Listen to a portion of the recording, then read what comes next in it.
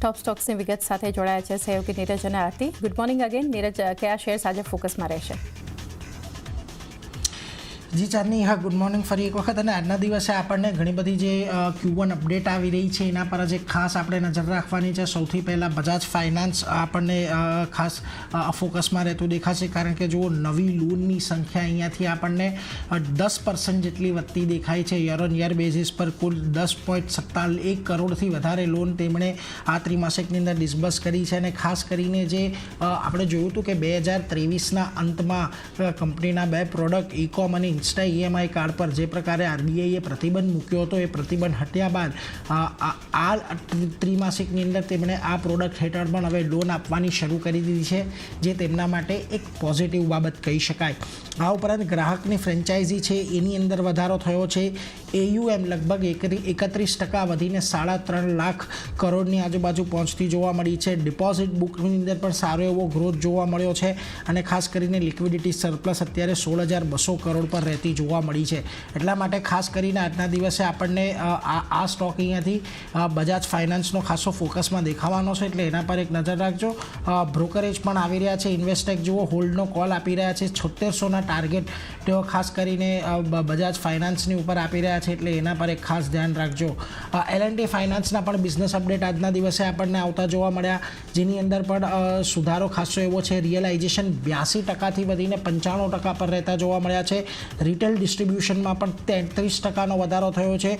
14,830 કરોડ પર અહીંયા રહેતા જોવા મળ્યા છે. અને રિટેલ લોન બુક પણ લગભગ 31% જેટલી વધીને 8,440 કરોડ પર રહેતી જોવા મળી છે. એટલે L&T ફાઇનાન્સ અહીંયાથી આજના દિવસમાં આપણને ખાસું એવું ચર્ચામાં રહેવાનું છે. અહીંયા પણ એક ફોકસ રાખવાની જરૂર છે. વેદાંતા પોઝિટિવ છે. Q1 બિઝનેસ અપડેટ ખાસ કરીને કુલ એલ્યુમિનિયમ ઉત્પાદન 3% જેટલું વધતું દેખાયું છે. લાંજીગઢ રિફાઇનરી એલ્યુમિના ઉત્પાદનમાં પણ 36%નો વધારો દેખાયો છે. ક્વાર્ટર બેઝિસ પર 11%નો વધારો છે. માઇન મેટલનું ઉત્પાદન અહીંયાથી 2% જેટલું યર ઓન યર બેઝિસ પર વધ્યું છે, પરંતુ ક્વાર્ટર બેઝિસ પર અહીંયા ઘટાડો જોવા મળ્યો છે. સેલેબલ મેટલ પ્રોડક્શન 1% જેટલું વધ્યું છે. ક્વાર્ટર 4% ઘટ્યું છે. રિફાઇન્ડ મેટલ ઉત્પાદન અને રિફાઇન્ડ ઝિંક ઉત્પાદન યર ઓન યર 1% વધ્યું છે. લીડ ઉત્પાદન સિલ્વર અને ઓઇલ એન્ડ ગેસમાં પણ આપણને લીડ ઉત્પાદન વધ્યું છે, જ્યારે સિલ્વર અને ઓઇલ એન્ડ ગેસના ઉત્પાદનની અંદર ઘટાડો જોવા મળ્યો છે. એટલે ઓવરઓલ એક મિશ્ર કહી શકાય એ પ્રકારનું અહીંયાથી ખાસ કરીને વેદાંતા માટેનું રહેતું જોવા મળ્યું છે. પરંતુ એલ્યુમિનિયમ પ્રોડક્શન અને રિફાઇન ઝિંક પ્રોડક્શનની અંદર અહીંયા ઉછાળો જોવા મળ્યો છે, જેને કારણે આજે અહીંયા એક પોઝિટિવિટી વેદાંતાની અંદર આપણને જોવા મળી શકે છે. એટલે એના પર એક ખાસ ધ્યાન રાખજો. બીજી તરફ બંધન બેંક પર પણ એક નજર રાખજો. Q1ની બિઝનેસ અપડેટ બંધન બેંક પર આવતી જોવા મળી છે. લોન અને એડવાન્સ 22% વધીને 1256 કરોડની આજુબાજુ રહ્યા છે, જ્યારે કુલ ડિપોઝિટની અંદર પણ લગભગ 22.8%નો વધારો જોવા મળ્યો છે. કાસા ડિપોઝિટ 13.8% જેટલી વધી છે. રિટેલ ડિપોઝિટ 19.2% જેટલી વધી છે. કલેક્શન એફિશિયન્સીની અંદર પણ અહીંયાથી આપણને ઘટાડો થતો જોવા મળ્યો છે. થોડો ઘણો ઘટાડો છે, કે બહુ મોટો ઘટાડો નથી, એટલે એના પર એક ખાસ ધ્યાન રાખજો. એટલે બંધન બેંક આજના દિવસમાં ફોકસમાં રહેશે. લોન એડવાન્સીસ ડિપોઝિટ બંનેની અંદર વધારો છે. અહીંયા પણ આજે આપણને થોડી ઘણી તેજી જોવા મળી શકે છે. બીજી તરફ સૂર્યોદય SFB જોઈ લો. ગ્રોસ એડવાન્સીસ 22% વધ્યા છે. ડિસ્બર્સમેન્ટ 46% વધ્યું છે. કુલ ડિપોઝિટ અહીંયાથી 42% જેટલા વધ્યા છે. અને કાસા રેશિયો 14.9%થી વધીને 17.7% પર રહ્યો છે. જોકે ગ્રોસ NPAની અંદર પણ અહીંયા ઘટાડો જોવા મળ્યો છે. એટલે સૂર્યોદય SFB બેંક માટે પણ આજના દિવસમાં આપણને એક સારી એવી એક્શન આવતી જોવા મળી શકે છે. પોઝિટિવ Q1 અપડેટ અહીંયાથી આવતા જોવા મળ્યા છે. છેલ્લે મારા તરફથી ટાટા સ્ટીલ પર એક નજર રાખજો. અંગુલ એનર્જી અને તેમના શેરધારકો સાથે મર્જરને મંજૂરી મળી ગઈ છે. NCLT મુંબઈ બ્રાન્ચ પાસેથી આ મંજૂરી મળતી દેખાય છે, એટલે એના પર એક ખાસ ફોકસ રાખજો. ટાટા સ્ટીલ આજે થોડો ઘણો ફોકસમાં રહેશે, પરંતુ આજના દિવસે બજાજ ફાઇનાન્સ, L&T ફાઇનાન્સ, બેંકો અને NBFCની Q1 અપડેટ જે આવી છે એના પર એક ખાસ ફોકસ રાખતા રહેજો. પરંતુ આ સિવાય આરતી, તમારી પાસે કયા સ્ટોક કે જ્યાં ખાસ નજર રાખવાની છે? જે અન્ય પણ ઘણા સ્ટોક છે. હું શરૂઆત ભારત ફૂડ સાથે કરીશ. તો અહીંયા જે રીતે જૂન ઓર્ડર આંકડા આવતા દેખાયા છે, વિગતો જે રીતે બહાર આવતી દેખાય છે. ક્લાસ 8 ટ્રક ઓર્ડરની વાત કરીએ તો લગભગ 14 મહિનાના નીચલા સ્તર પર આપણને આંકડા જે છે તે આવતા દેખાઈ રહ્યા છે. મંથ ઓન મંથ બેઝિસ પર 33%નો ઘટાડો આપણને જોવા મળતો દેખાયો છે. અને યર ઓન યર બેઝિસ પર 6% ઓર્ડર જે છે તે આપણને ઘટતા દેખાયા છે. તો એક ભારત ફોર્જના કાઉન્ટર પર થોડી ઘણી નેગેટિવ રિએક્શન આપણને જોવા મળી શકે છે. ફોકસ રાખવાનું રહેશે અહીંયા. L&Tની વાત કરી લઈએ નેક્સ્ટ. અહીંયા પણ આઉટલુક જે છે સ્ટેબલ રાખવામાં આવ્યું છે, તેને કારણે સ્ટોક પોઝિટિવ રિએક્શન બતાવી શકે છે. ફિચે ખાસ કરીને L&T માટે પહેલીવાર રેટિંગ જે છે BBB+ કર્યું છે અને કંપની માટે આઉટલુક સ્ટેબલ રાખ્યું છે, તો એનું રિએક્શન આપણને L&Tના કાઉન્ટર પર બનતું દેખાઈ શકે છે. ફોકસ અહીંયા પણ રહેશે.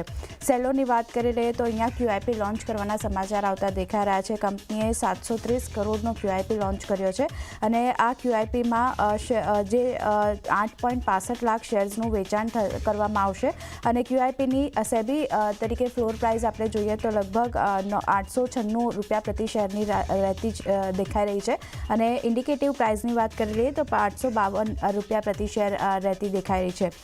કરંટ માર્કેટ પ્રાઇસથી લગભગ 11.26% ડિસ્કાઉન્ટ પર આ ફ્લોર પ્રાઇસ જે છે તે નક્કી કરવામાં આવી છે અને ઇસ્યુ બાદ 90 દિવસનો લોકિન પીરિયડ પણ આપણને રહેતો જોવા મળશે. તો આ એક QIP લોન્ચ કરવામાં આવ્યો છે, તેને કારણે સેલો વર્ડનું કાઉન્ટર પણ ફોકસમાં રાખવાનું રહેશે.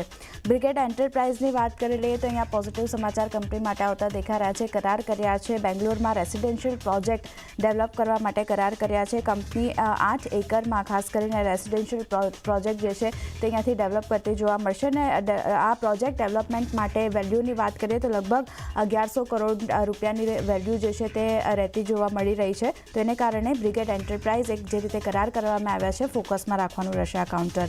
નેક્સ્ટ કાઉન્ટર વાત કરી લઈએ તો GT&D ઇન્ડિયાનું કાઉન્ટર અહીંયાથી રહેતું જોવા મળશે. અહીંયા પણ ઓર્ડર મળવાના સમાચાર કંપની માટે આવતા દેખાઈ રહ્યા છે. કુલ 9 કરોડ યુરોના ઓર્ડર કંપનીને મળ્યા છે અને ફ્રેન્ચ કંપની જે છે ગ્રીડ સોલ્યુશન SAS તરફથી ઓર્ડર મળ્યો છે. કંપનીને 6.4 કરોડ યુરોનો ઓર્ડર મળ્યો છે અને દુબઈની company grid solution middle east FZE તરફથી પણ કંપનીને ઓર્ડર મળ્યો છે. 2.6 કરોડ યુરોનો ઓર્ડર મળ્યો છે. તો એ બે અલગ અલગ દેશો તરફથી ઓર્ડર મળ્યા છે અને કારણે GE-T&Dમાં પણ એક ફોકસ રાખવાનું રહેશે. ITD સિમેન્ટેશન નેક્સ્ટ કાઉન્ટર અહીંયા જે રીતે સમાચાર બનતા દેખાઈ રહ્યા છે. પ્રમોટર હિસ્સો વેચે તેવા સમાચાર અત્યારે બનતા દેખાઈ રહ્યા છે. પ્રમોટર કંપનીમાં હિસ્સો વેચી શકે છે. ઇટાલિયન થાઈ ડેવલપમેન્ટ પબ્લિક કંપની જે છે તે અહીંયાથી હિસ્સો વેચી શકે છે અને પ્રમોટર કંપનીએ હિસ્સો વેચવાનું આયોજન વિચાર હેઠળ હોવાનું જણાવ્યું છે. હજી કોઈ ડેવલપમેન્ટ ત્યાં નથી આવ્યા અને નિર્ણય હજી સુધી લેવામાં નથી આવ્યો, ખાલી એક વિચારણા ચાલી રહી છે અને ઇટાલિયન થાઈ ડેવલપમેન્ટ બેંકનો કંપનીમાં 46.64% હિસ્સો રહેલો છે. તો આ કઈ રીતે આગળ ડેવલપમેન્ટ થાય છે તેના પર તો ફોકસ રહેશે જ, પણ આજે જે રીતે સમાચાર આવ્યા છે એને કારણે ITD સિમેન્ટેશન પર પણ નજર રાખવાની રહેશે. આવાસ ફાઇનાન્સરની વાત કરી લઈએ તો અહીંયા મની કંટ્રોલ તરફથી એક્સક્લુઝિવ સમાચાર આવતા દેખાઈ રહ્યા છે. આવાસ ફાઇનાન્સર્સમાં પ્રમોટર હિસ્સો વેચી શકે છે અને લગભગ કેદારા કેપિટલ અને પાર્ટનર ગ્રુપ જે છે તે અહીંયાથી પોતાનો સંપૂર્ણ હિસ્સો જે છે તે વેચી શકે છે. બંને PE ઇન્વેસ્ટરો કંપનીમાં 26.47% સંયુક્ત હિસ્સો ધરાવે છે. તો આમાંથી જો હિસ્સો વેચે છે તો પછી કઈ રીતે સ્ટોક રિએક્ટ કરે છે તેના ઉપર નજર રાખવાની રહેશે. પણ આજે સમાચાર આવતા દેખાઈ રહ્યા છે એક્સક્લુઝિવ, આવાસ ફાઇનાન્સર પર પણ નજર રાખવાની રહેશે. છેલ્લે યથાર્થ હોસ્પિટલની વાત કરી લઈએ તો અહીંયા ફંડ એક્શન આપણને સામે આવતી દેખાઈ રહી છે. પ્લુટસ વેલ્થ મેનેજમેન્ટ LLPએ 25 લાખ શેર્સ જે છે તે ઓફલોડ કર્યા છે અહીંયાથી અને 101 કરોડમાં સમગ્ર શેર હોલ્ડિંગનું વેચાણ કર્યું છે અને ICICI પ્રુડેન્શિયલ મ્યુચ્યુઅલ ફંડે ખાસ કરીને 20 લાખ શેર સામે ખરીદ્યા છે. તો આજે ફંડ એક્શન થયું છે એને કારણે યથાર્થ હોસ્પિટલના કાઉન્ટર પર પણ આજે ફોકસ રાખવાનું રહેશે. તો ચાંદની આ બધા સ્ટોક જે નીરજે જણાવ્યા મેં જણાવ્યા બધા પર નજર રહેશે. જી, તો બધા